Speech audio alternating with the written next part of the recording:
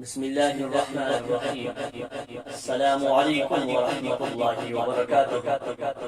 محترم سامعین، امید ہے کہ آپ لوگ خیریت سے ہوں گے۔ آج ہم اپنی اس ویڈیو میں یہ بات ذکر کریں گے کہ حضرت اسرائیل علیہ السلام کی روح کو کون قبض کرے گا۔ محترم سامعین، جب زمین و آسمان سب فنا ہو جائیں گے تو اللہ تبارک و تعالی حضرت اسرائیل علیہ السلام کو حکم دے گا کہ جبریل کی روح قبض کر۔ حضرت اسرائیل علیہ السلام ان کی روح قبض کریں گے اور وہ ایک بڑے پہاڑ کی مانند اللہ پاک کی پاکی بیان کرتے ہوئے سجدے میں گر پڑیں گے۔ اسی طرح حضرت میکائیل اور اسرافیل اور عرش اٹھانے والی فرشتوں کی روح باری باری سے قبض کر لی جائے گی۔ وہ سب بھی مر جائیں گے کہ اسرائیل علیہ السلام سے اللہ تعالیٰ فرمائے گا مت، یعنی مر جا۔